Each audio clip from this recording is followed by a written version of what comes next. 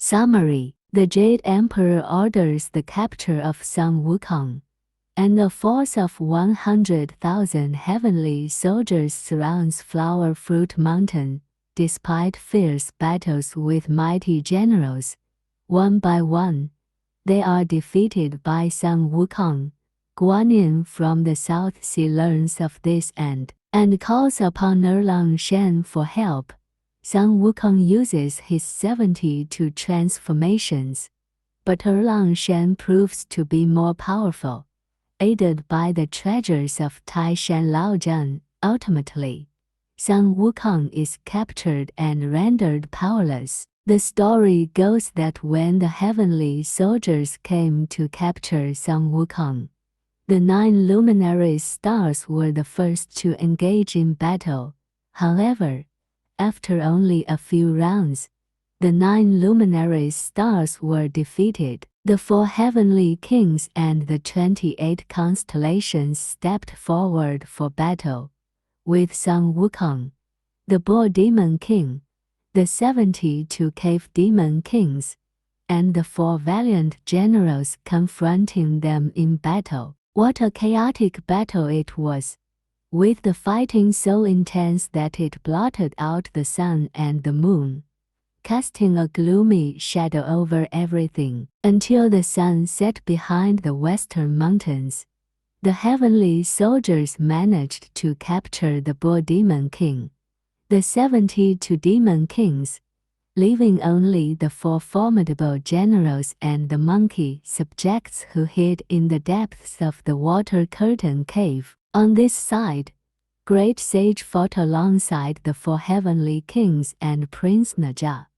and for a while, it was impossible to tell who was winning or losing. Great Sage, seeing that it was getting late, hurriedly plucked some hairs and transformed them into 1,000 or more monkey kings. 1,000 monkey kings wielded 1,000 golden banded staffs, causing the 5 heavenly kings to become disoriented and flustered. In their confusion, they were defeated one after another. Back in the cave, the 4 valiant generals saw Sun Wukong, and they couldn't help but cry and laugh. Sun Wukong comforted them, saying, "Victory and defeat are common in warfare.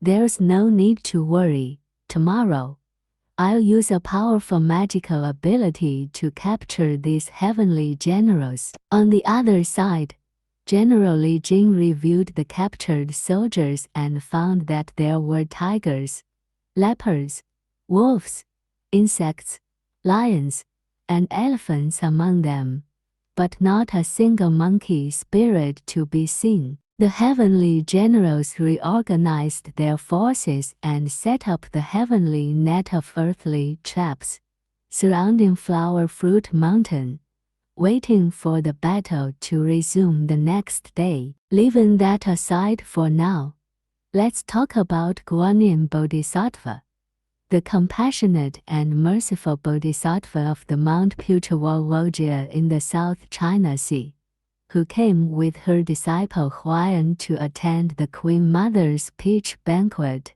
They saw that the banquet was in chaos. Upon learning about the monkey monster causing trouble in the heavenly court, Bodhisattva Guanyin requested an audience with the Jade Emperor. Bodhisattva Guanyin paid her respects to the Jade Emperor, and the Jade Emperor explained in detail how the monkey monster had disrupted the heavenly court with his comings and goings. Upon hearing this, Bodhisattva Guanyin quickly instructed her disciple Huayan to descend to Flower Fruit Mountain and gather information. She also told him to assist the heavenly soldiers in case of an emergency. Huayan, wielding his iron staff, rode on the clouds and arrived at Flower Fruit Mountain. He saw that the heavenly nets covered the mountain densely, making it impossible to pass through. Huayan entered the camp gate and greeted his father, General Li, with a surprise. Haiyan was General's second son, who had been following Bodhisattva to cultivate himself. Haiyan was in discussion with General Li when a report came from outside the camp gate. The Monkey King has brought a group of monkey spirits and is challenging us. Haiyan hurriedly said, I'll go. I want to see why this monkey dares to call himself the great sage. He leaped out of the gate and saw an impressive Monkey King. Upon seeing the Monkey King, he realized that there was another prince. Haiyan said, I am a disciple of Guanyin Bodhisattva, and I've come here to capture you. Sun Wukong wielded his golden banded staff and said, I don't care whose disciple you are. First, taste a strike from me. Unfazed, Haiyan wielded his iron staff, and the battle of the iron and golden staffs commenced, producing countless moves and strikes as they clashed. After battling for 50 or 60 rounds, Sun Wukong became increasingly fierce and formidable, while Haiyan's strength waned, and he began to falter. In the end, he was defeated and fled the battlefield. Haiyan rushed back to the camp, panting heavily, and repeatedly said to the Heavenly King, What a formidable monkey! His magical powers are vast, and I couldn't defeat him. The Heavenly King of the pagoda was shocked and helpless, so he ordered the great Force Ghost King and Haiyan to quickly return to heaven to report. Upon arriving in heaven, the Bodhisattva heard that the heavenly soldiers couldn't defeat the monkey demon and began contemplating deeply with a bowed head. The Jade Emperor, however, chuckled and said, A mere monkey demon, how much of a threat can it pose? Send more heavenly troops to assist in the battle. The Bodhisattva intervened, saying, Your Majesty, may I suggest one person who can capture this monkey demon? The person the Bodhisattva suggested was none other than Erlang Shen, the Jade Emperor's nephew. He was born to the Jade Emperor's sister during her time on Earth with Yanzhan. Erlang Shen lived in Guangzhou near the Guanyin River and had his brothers from Maishan, along with 1,200 followers, known for their powerful divine abilities. The King of Ghosts, bearing the imperial decree, arrived at the temple of Erlang Shen, and Erlang Shen received him. Upon reading the imperial decree and recognizing the opportunity to showcase his abilities, Erlang Shen immediately summoned 4 generals, namely Generals Kan, Zhang, Yao, and Li, as well as Generals Guo Shen and Zijian. Erlang Shen rallied his divine troops, harnessed his eagle and hounds, drew his crossbow, and rode the raging winds straight towards Flower Fruit Mountain. Upon arriving at Flower Fruit Mountain, Erlang Shen announced his identity. The officers responsible for the heavenly net promptly withdrew the net and escorted the true god inside the camp. True God bowed to the heavenly king and said, I have come here with the intention of challenging him. Please ensure that the heavenly net is securely placed all around, and have the demon mirror held up in the sky for me. With everything in place, True God advanced into the battle. When the Monkey King saw him, he was impressed by True God's appearance. True God looked like a refined and handsome scholar. The great sage smiled mischievously as he raised his staff and said, Who are you, little general? Do you recognize this staff of mine? It's a shame to ruin your handsome appearance, but I must defeat you. Erlang Shen replied, You ignorant monkey. I am the mighty Erlang Shen. Today, I will make sure you remember me. In the blink of an eye, the two of them fought for more than 300 rounds. Sun Wukong secretly admired. What an exceptional true god! Seeing that neither side had the upper hand, Sun Wukong began to feel a little anxious. The true Lord demonstrated his divine power again, transforming into a colossal figure with a grim face, sharp fangs, and fiery red hair. His hands held a trident-like weapon resembling the peaks of Mount Hua. Upon seeing this, the great sage thought, "What a formidable opponent! I need to match his size." He stomped his foot and with a hey, he also grew to the same immense height as the true lord. The six brothers took advantage of the true lord's engagement with the Monkey King and released the 1,200 grass-headed gods, charging towards the monkey soldiers and generals behind the great sage. The eagle, dog, crossbow, and bow wreaked havoc, causing the monkey spirits to flee in all directions. Abandoning their weapons, they ran up the mountain, returned to their caves, and howled in chaos. Seeing the monkeys in his base scatter in alarm, Great Sage was filled with anxiety.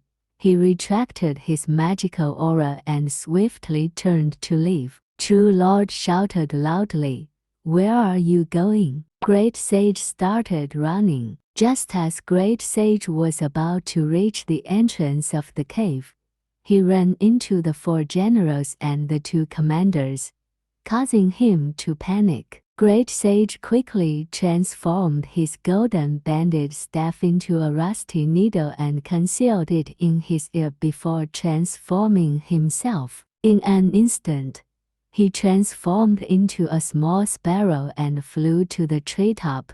The six brothers were momentarily dazzled, and the monkey demon disappeared from their sight. The gods shouted in unison, "The monkey demon has escaped! The monkey demon has escaped!" True Monarch opened his phoenix eyes wide and saw clearly that the sparrow was the monkey demon. He also transformed with a quick change. The true monarch transformed into a hungry eagle, spread his wings, and flew with his talons outstretched to attack. Great Sage transformed into an old cormorant and soared into the sky, while Erlang transformed into a giant sea crane and pierced through the clouds to capture him. As Great Sage dived into the stream, he transformed into a fish swimming in the water. Erlang, on the other hand, swooped down to the edge of the stream, becoming a fish-eating eagle gliding on the water's surface. As Great Sage swam downstream, he spotted a bird, claiming to be a green kite, but its feathers were not green. It claimed to be a heron, but it had no plume on its head. It claimed to be an old crane, yet its legs were not red. He immediately realized it was Erlang, so he turned and fled. Erlang managed to peck just in time, but Great Sage was quick on his feet and dodged the attack. Great Sage leaped out of the water, transformed into a snake, and slithered into the grass, rolling down the mountainside with the momentum. The true Lord caught up and saw a temple, but what was strange was that there was a flagpole behind it. He laughed heartily, saying, "This monkey demon's tail can't hide from me. Watch me cut it off." Seeing that he had been exposed, the Great Sage leaped like a tiger and disappeared into the sky. The true Lord ascended into the sky, while Marshal Tianpan held the demon-revealing mirror and used it to search wildly in all directions. In a moment, King of Heaven shouted, "Quick! The monkey demon has fled to your place at the mouth of the Guang River." Wukong rushed to the mouth of the Guang River, transforming himself to look like the true Lord, and landed on a cloud. Inside the temple, the ghost judge couldn't distinguish between the real and the fake and welcomed him with kowtows. Before they could finish kowtowing, someone shouted, "Why is there another old man?" The true deity arrived, and the ghostly judges were dumbfounded.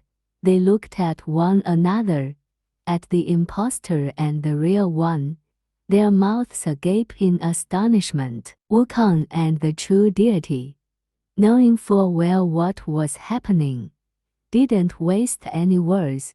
They raised their weapons and clashed, back and forth, until they were fighting in the sky. They fought their way back to Flower Fruit Mountain, where the 4 heavenly kings were on high alert.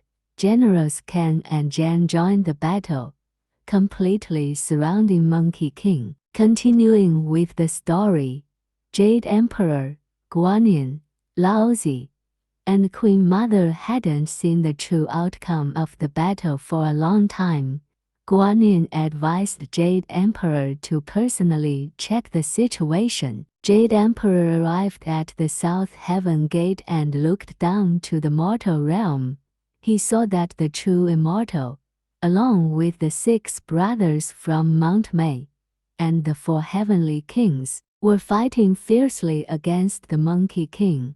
Although the Monkey King was fearless, it seemed that he was in a difficult situation. Guanyin said, "Erlang Shen indeed possesses divine powers, but for the moment, he's unable to capture him." Lao Jun said, "Let me give it a try." He rolled up his sleeves, took a ring from his left arm.